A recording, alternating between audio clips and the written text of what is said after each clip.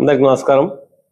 ఈ సమావేశం ముఖ్య ఉద్దేశం నిన్న ప్రోటోకాల్ వివాదాస్పదం జరిగినందుకు ముఖ్యంగా చెప్పాలంటే కాంగ్రెస్ నాయకులకు ఫస్ట్ తెలుసుకోవాల్సింది ఏంటంటే తెలంగాణలో బోనాల పండుగని తెలంగాణ రాష్ట్ర పండుగ గుర్తించిందే టీఆర్ఎస్ ప్రభుత్వం గతంలో 2014లో ఈ పండుగని రాష్ట్ర పండుగ గుర్తించి ప్రతి టెంపుల్స్ దగ్గర ప్రతి గ్రామాలలో అంగరంగ వైభవంగా జరగాలి ఈ కార్యక్రమం అని చెప్పి ఈ పండుగ జరగాలని చెప్పి ప్రతి టెంపుల్స్ కూడా టెంపుల్ కేటగిరీ వైజ్ గా పెద్ద టెంపుల్స్ ఉంటే అమౌంట్ పెద్దగా చిన్న టెంపుల్స్ చిన్నగా ఆ టెంపుల్కి ఇచ్చినప్పుడు కూడా ఈ టెంపుల్ నిర్వాహకులు ఇది బీజేపీ వాళ్ళు ఈ టెంపుల్ నిర్వాహకులు కాంగ్రెస్ వాళ్ళు అనుకుంటా ప్రతి టెంపుల్ కూడా అమౌంట్ మంజూరు చేయడం జరిగింది। చేసిన తర్వాత అదే ఆనవాయితీగా 10 ఏళ్ల కొనసాగుతుంది। నిన్న జరిగింది వాళ్ళకు ఉద్దేశం ఏంటంటే ఎక్కడైతే హైదరాబాద్ మహానగరంలో కానీ రంగారెడ్డిలో కానీ ఒక్క సీటు కూడా మన కాంగ్రెస్ పార్టీ గెలిచిన దాఖలాలు లేవు। ఇటు ఎంపీలు లేరు, వాళ్ళకు ఎమ్మెల్యేలు లేరు। వాళ్ళకు కృత్రిమంగా ఒక కమిటీ ఏదో బోనాల పేరు మీద ఇవన్నీ చెక్కులు ఇస్తే ఇది గతంలో టీఆర్ఎస్ ప్రవేశపెట్టే పథకము భవిష్యత్తులో కూడా మళ్ళీ టీఆర్ఎస్ పార్టీకే క్రెడిట్ దక్కుతుందని చెప్పి ఎక్కడెక్కడ నుండి సత్సంబంధం లేకుండా ఆగ మేఘాల మీద 2 రోజుల ముందు చెక్కులు ప్రిపేర్ అవుతుంటే ఒక కమిటీ కృత్రిమంగా కమిటీ చేసుకొని వాళ్ళందరూ తీసుకొచ్చి షో చేసుకోవాలి, లేకపోతే వన్ సైడ్ పోతుంది, కేసీఆర్ గారికి క్రెడిట్ వస్తుంది, ప్రతి టెంపుల్స్ దగ్గర వాళ్ళ ఆధిపత్యం ఉంటుంది, అంత ఎమ్మెల్యేలు వాళ్ళు అని చెప్పి రేపు జరగబోయే పండుగ కూడా మాదేమో భాగ్యసం అని చెప్పి చేసారు తప్ప వాళ్ళు చేసింది ఏది కూడా లేదు। వాళ్ళు సరిగా వర్కౌట్ చేయలేదు, ఎక్సర్సైజ్ చేయలేదు। టెంపుల్స్ కూడా ఏవైతే గతంలో సబితా ఇంద్రారెడ్డి గారు శాంక్షన్ చేసిన అమౌంట్స్ యథావిధిగా వచ్చినాయి। ఏ టెంపుల్స్ కూడా వాళ్ళు పిలిచి వాళ్ళ దగ్గర మానిటరింగ్ చేయడానికి కానీ రివ్యూ మీటింగ్ పెట్టడానికి కానీ వాళ్ళకి ఒక ఎమ్మెల్యే లేడు, ఒక ఎంపీ లేడు। ఈ ప్రాంతంలో ముఖ్యంగా చెప్పాలంటే మా రంగారెడ్డి జిల్లా చాలా గొప్ప జిల్లా। ఇవాళ మా జిల్లాని దిక్కులేని జిల్లాగా తయారు చేసిందంటే రేవంత్ రెడ్డి। ఇవాళ రేవంత్ రెడ్డి మా జిల్లాకు అసలు మంత్రి పదవి లేకుండా చేసిండు। అసలు ఇవాళ మా జిల్లాకు పెద్ద పెద్ద నాయకులు అందించే జిల్లా ఇది। మరి చెన్నారెడ్డి అంటారు మా జిల్లాకి ముఖ్యమంత్రి గారు, పట్లోల ఇందారెడ్డి గారు మా జిల్లాకి హోంమంత్రి గారు, తూర్ల దేవేందర్ గౌడ్ గారు మా జిల్లాకి హోంమంత్రి గారు, మా జిల్లా నుంచి సవితా ఇంద్రారెడ్డి గారు 3 పర్యాలు మంత్రి గారు। ఇవాళ ఇంత పెద్ద జిల్లా అంటే ఇవాళ మా జిల్లాకు దిక్కులేని జిల్లా తయారు చేశారు, ఓనర్ని తీసుకొచ్చి ఇంచాలని పెడతారు। అసలు మా జిల్లా ఏంది అసలు రంగారెడ్డి జిల్లా? ఇవాళ హైదరాబాద్ మహానగరంలో కానీ రంగారెడ్డిలో కానీ తెలంగాణ కానీ గుండెకాయలంటే జిల్లా మాది। సిగ్గుండాలి మా జిల్లా కాంగ్రెస్ నాయకులకు। అరే ఆయన ముఖ్యమంత్రి ఇలా తీయండి, పోయి కడవలు కప్పుడు కాదు మా జిల్లాకు పూర్తిగా అవమానం జరగని చెప్పండి।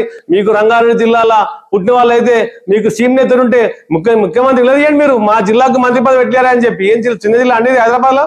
రంగారెడ్డి జిల్లా గతంలో ఎప్పుడు కూడా మంత్రి పదవి లేకుండా గతంలో కాంగ్రెస్ ప్రభుత్వమే కానీ తెలుగుదేశం ప్రభుత్వమే కానీ ప్రతి సందర్భంలో మాకు రంగారెడ్డి జిల్లాకు కీలకమైన పదవులు ఉంటుండే। అయ్యాల మాకు 6 నియోజకవర్గాలు ఉండే ఉమ్మడి రాష్ట్రంలో, మేడ్చల్, మలక్పేట్, అటు 4 మన పరిగి, తాండూరు, వికారాబాద్, చేవేల 4-6 జిల్లాలు ఉన్నప్పుడు కూడా మాకు ఒక కీలకమైన మంత్రి పదవి ఉంటుండే। ఇవాళ 10-12 కాన్స్టిట్యూన్సీ ఉంటాయి మా జిల్లాలో। ఇవాళ మా జిల్లాకు దిక్కులేని జిల్లా తయారు చేశారు, అటువంటి సోయి లేదు। ఇక సవితా ఇంద్రారెడ్డి గారు ఒక మహిళా మంత్రి వస్తే కేఎల్ఆర్ ఓడిపోయి 3వ ప్లేస్కి వచ్చిండు, 3వ ప్లేస్కి వచ్చి మనకే సిగ్గుపడతాం। నాన్న ఒకసారి కాంటెస్ట్ చేసి ఓడిపోతే ఒక వేదిక మీద రావాలంటేనే బాబు ప్రోటోకాల్ మన జనాలు తిరస్కరించరు, మనం పోతే మనం బాగుంటుంది అని చెప్పి మనంతా మనమే పోమాడికి సిగ్గుండాల కేఎల్ఆర్ వచ్చేసి నేను ఏదో ముఖ్యమంత్రి చెప్పిండంట ఓడిపోయిన వాళ్ళని ఎమ్మెల్యేలకు గుర్తిస్తారండి। ఇక దేశంలో రాష్ట్రం చాలా మంది ఓడిపోయిన ఎమ్మెల్యే అవుతారా? 150 మంది కాంటెస్ట్ చేస్తారు ఒక నియోజకవర్గంలో, వాళ్ళందరూ ఎమ్మెల్యే అవుతారా? వాళ్ళందరూ ఎంపీలు అవుతారా? చెప్తాం కానీ ఉండాలి ముఖ్యమంత్రికి। ఆయన ముఖ్యమంత్రిగా మాట్లాడుతుందా, పిసిసి హోదా మాట్లాడుతుందా? మనం సర్పంచ్ ఓడిపోయినా ప్రజలు ఇచ్చిన తీర్పు కట్టుబడి ఉండాలి। ఎవరైనా కానీ అది ఏ పార్టీ అయినా కానీ, అది బీఆర్ఎస్ కానీ కాంగ్రెస్ కానీ ఇంక ఎక్స్వైజెడ్ కానీ ఇచ్చినప్పుడు మనం దానికి కట్టుబడి ఉండాలి తప్ప ఇలా సమితా ఇంద్రారెడ్డి గారు వచ్చిన తర్వాత ఇలా కూర్చొనికే కేఆర్తో కూర్చుంటాడు కేఎల్ఆర్। ఇలా కేఎల్ఆర్ వేదిక మీద కూర్చొని సిగ్గుండా మనమైనా సిగ్గుపడతాం, అరే పిలిచాడు పో మనం। ఇలా మనం ఒక ఉదాహరణకు బడంపేటలో మీటింగ్ పెడితే ఆడ మన గ్రామాన్ని కూర్చుంటే కాస్త ఒత్తుపై లోకల్ ఉండాలి, మనం పోతే మీటింగ్ లో బాగుంటుంది అని వేదిక కూర్చోం మనం చిన్నస్థాయి నాయకులు ఆలోచన చేస్తున్నాం। కేఎల్ఆర్ ఏం మొక్కం పెట్టుకొచ్చి కూర్చున్న స్టేజ్ మీద అసలు కేఎల్ఆర్కి అసలు నేను చెప్పాలి కేఎల్ఆర్ ఉందని రానబ్బా మీరు కార్యక్రమం మంచానని చెప్పాలి, కానీ ఆయన ఎవరో వేణుగోపాల్ అంట ప్రభుత్వ సలహాలు, ఆయనకి ఏం తెలుసు అని అక్కడ ఎవ్వరు కూడా ఈ సంబంధం లేని వ్యక్తులు ప్రోగ్రామ్కి వచ్చేసారు। దేవభాస్కర్ రెడ్డి గారు దుండా లేక రౌడీ లేక దోసుకోపోవడం, ఇలా మొన్నటిదాకా సవితా ఇంద్రారెడ్డి గారు పక్కకుండి అమ్మ మాకు గొప్ప నాయకురాలు, అమ్మకు అనుసంధానం పనిచేస్తామేమని చెప్పి వాళ్ళ అమ్మాలందరికీ దూరం అయిపోయిందా? కేఎల్ఆర్ గొప్పోడు అయిపోయిందా? వీళ్ళందరూ కూడా మేము అందరూ చెప్పుకున్నాం 20 ఏళ్ళ నుంచి అమ్మేంబడి ఉన్నాం, మేము 10 ఏళ్ళ అమ్మ కోసం ప్రాణం ఇచ్చినాం, 10 ఏళ్ళ అమ్మతోనే తిరిగినాం। వీళ్ళు ఏమైందండి వాళ్ళు మీరు అయ్యా చెప్పాలి మీరు, అయ్యా కేఎల్ఆర్ గారు నువ్వు ఉండో తీడా ఇది మేము ఉంటాం మేడం కింద ఉంటాం మీద అని చెప్పాలి, కానీ ఆయన కూర్చొని మొత్తం ఇలా కార్యక్రమం అన్నంత కాన్స్టిట్యుయెన్సీల వాతావరణం అంతా ఇలా ఒక అల్లరి సృష్టించారు। కేవలం ఇదంతా కూడా వాళ్ళ రాజకీయంగా పబ్బం గడుపుకోనికి, వాళ్ళకి ఎక్కడ గ్రిప్పు లేదు, వాళ్ళ కార్యకర్తలు అందరూ పార్టీ ఫిరాయించారు, కానీ ఫిరాయించలకు ఎవరికి కూడా అసలు ఏం అర్థం కాని పరిస్థితి ఉంది। మేము పార్టీ మారినాం, అసలు మాకు నాయకుడు ఎవరు భయ అని చెప్పి అసలు మా నాయకుడు కేఎల్ఆరా, అసలు మా నాయకుడు తిగల కిషన్ రెడ్డి, అసలు మాకు ఎవరు రంజిత్ రెడ్డి అని ఓడిపోయిన రంజిత్ రెడ్డి కదా దిక్కు వాళ్ళు లేదు. వాళ్ళకు ఎమ్మెల్యే లేడు, ఎంపీ లేడు, వాళ్ళకి ఖాళీ రాష్ట్రంలో అధికారం ఉంది కానీ వాళ్ళకి స్థానికంగా ఏమైనా కార్యక్రమాలు చేద్దామంటే ఎమ్మెల్యే గారు సబితేంద్ర రెడ్డి గారు, ఏమైనా చేద్దామంటే అక్కడ బీజేపీ నుంచి కొండా విశ్వరెడ్డి ఎంపీ గారు, వీళ్ళంతా మధ్యలో సతమతం అవుతారు. ఏదో విధంగా మనం ఇది గట్టిగా బుల్డోజ్ చేసుకొని పోతే ఇట్లా చేస్తారు. మేము ఒకటే చెప్తున్నాం, బుల్డోజ్ చేసుకొని పోయేది కాదు. మీకు దమ్ము ఉంటే మీరందరూ కలిసి ఇట్లా బుల్డోజ్ కాదు, మీరు రంగారెడ్డి జిల్లాకు మంత్రి పదవి ఏమని చెప్పండి, ఆ మంత్రిని రమ్మనండి, మేము ఆస్వాదిస్తాం, మేము షాల్వాలు కప్తాం, ఫ్లవర్ బుకేలు ఇస్తాం, ఎవరు పెట్టుకుంటే పెట్టుకోరు. జిల్లా వాసు ఇన్ఛార్జి మంత్రి ఎందుకండి, జిల్లా నాయకులు కాంగ్రెస్ పార్టీలో ఉన్న ఒక మంత్రిని అపాయింట్ చేసుకొని పంపించండి, ఆ మంత్రికి మేము స్వీకరిస్తాం. అప్పుడు ఆ మంత్రిని కూర్చొని పంపిణీ చేసుకుని చెక్కులు ఓడతాడు. ఎవరినో ఓడిపోయిన వ్యక్తులను తీసుకొచ్చి పంపిణీ చేస్తే రేపు ఇదే వాతావరణం అంతా ఏర్పడుతుంది. రేపు లోకల్ పార్టీ ఎన్నికలు వస్తున్నాయి, ఓడిన వాళ్ళు గెలిచిన వాళ్ళు అందరూ కూడా వేదికలు ఎక్కుతామంటారు. అలా కేఎల్ఆర్ ఎక్కలేదా అంటారు. కేఎల్ఆర్ ఒక ఉదాహరణ అయిపోయింది, ఇలా మా దగ్గర జోకర్ అయిపోయింది. అని ఇలా ప్రతి ఒక్కరు రేపు వచ్చి చిన్నోళ్ళు వచ్చి సర్పంచ్ ఓడిపోయిన సర్పంచ్ నేను కూడా ఎక్కుతాను, కేఎల్ఆర్ ఎక్కింది అంటాడు రేపు. అంటే ఈ సంస్కారం అవసరం అంటే రాజకీయాలలో రేవంత్ రెడ్డి గారికి అంత ప్రేమ ఉండాలి, అందరికీ కార్పొరేషన్ చైర్మన్ పదవులు ఇవ్వమని చెప్పండి, లేకుంటే అందరికి అసెంబ్లీలో కుర్చీలు ఇవ్వండి, స్పీకర్కు నోటు రాయమనండి. ఓడిపోయిన ఎమ్మెల్యేలు అందరూ కూడా ఎమ్మెల్యేగా గుర్తించండి స్పీకర్ గారు, వాళ్ళందరికీ సపరేట్ గా కుర్చీలు ఇవ్వమని చెప్పండి అసెంబ్లీలో. వీళ్ళంతా ఓడిపోయిన కాంగ్రెస్ పార్టీ ఎమ్మెల్యేలకు అట్లా ఇవ్వమని చెప్పండి. అసలు ఇక్కడ తీసుకోవద్దు ముఖ్యమంత్రి, అసలు పరిపాలన లేదు. ఈ ముఖ్యమంత్రి చెప్పిండు మేము పార్టీలు ఫిరాయించాలని రాళ్ళతో కొట్టండి, ఉరికిచ్చి కొట్టండి అని. ఇవాళ నువ్వు ఎమ్మెల్యే నువ్వు సీఎం అయిన తర్వాత నీకు అక్కర రావు అవన్నీ. నీకు దమ్ముంటి 10 మందిని గెలిపి పార్టీ ఫిరాయించడం, వాళ్ళందరితో రాజీనామా చేసి గెలిపించుకోయా. రాజగోపాల్ రెడ్డి గారు పార్టీ మారినప్పుడు రాజీనామా చేసిపోయిండు, ఈటెల రాజేందర్ గారు రాజీనామా చేసినప్పుడు వాళ్ళు పార్టీ మారిపోయారు.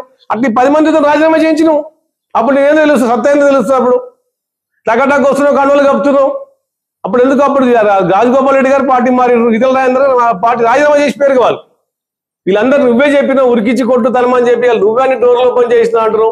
రోజు ఒకరు పిలిచి పనులు కప్పుతున్నావు, కప్పితే కాదు, కప్పిన తర్వాత మళ్ళీ అందరికీ కూడా పదవులు మళ్ళీ కూడా ఓడిపోయిన అందరికీ. ఇదంతా కూడా మంచి పద్ధతి కాదు రేవంత్ రెడ్డి గారు. మా స్థానికంగా కొంతమంది నాయకులు మాట్లాడతారు అమ్మగారి గురించి అట్లా ఇట్లా అని చెప్పి, అంతా కూడా అమ్మగారితో లబ్ధి పొందిన వాళ్ళు, అమ్మగారితో లాభపడ్డ వాళ్ళు అంతా కూడా ఇలా కేఎల్ఆర్ పక్క పంచన చేసి మాట్లాడతారు. కేఎల్ఆర్ ఒక్కరుడికి ప్రాంతంలో తయారు చేసిన నాయకులు ఇలా కేఎల్ఆర్ గారు చుట్టూన్న వాళ్ళంతా కూడా సబితేంద్ర రెడ్డి గారు తయారు చేసిన చుట్టూన్న కోటరీ అంతా అక్కడ ఉంది. ఇలా మేరీ చేసింది ఎవరండి, పారిజాతం గారిని బడంగపేట మేరీ చేసింది సబితేంద్ర రెడ్డి గారు, లేకుంటే మేరే కాకపో. మొన్నటిదాకా మేము పార్టీ మారినప్పుడు కూడా సబితేంద్ర ఎక్కడ ప్రోగ్రాం చేసినా మేరీ వేదిక మీద రానిదన్నదా, ఎప్పుడు అనలేదు. ఆమె 1 year ముందే పార్టీ వదిలిపెట్టిపోయింది ఎమ్మెల్యే అవుతా అని చెప్పి. ఎమ్మెల్యే పోయినప్పుడు ఎప్పుడన్నా వేదికల మీద కదా పక్కకే కూర్చోబెట్టుకుందిగా, నువ్వు పార్టీ మారి నువ్వు పార్టీకి నమ్మకద్రోహం చేసినావు అని ఎప్పుడన్నా అనలేగా. ఇవాళ నువ్వు కూడా అదే గౌరవంతో చెప్పాలిగా, అరే ఎమ్మెల్యే గెలిచింది మన గౌరవం చెప్పాలిగా. నీకు కూడా మనం ఇచ్చిపుచ్చుకున్న ధోరణి ఉండాలి, తెలంగాణ గివ్ అండ్ టేక్ ఉండాలి. ఇవాళ నువ్వు అప్పుడు ఉన్నప్పుడు నీకు అట్లే చేసినా, మా రామరెడ్డి అని ఉండే, మా అర్జున్ అని ఉండే, అక్కడ మా కార్పొరేటర్లు అందరూ మిమ్మల్ని ఏమన్నా మీ పార్టీ మారిందని చెప్పి ఎప్పుడన్నా మీరు గోబ్యాక్ అందరు మిమ్మల్ని, మీరు పార్టీ మారిన మిమ్మల్ని మేలుగానే గుర్తించారు.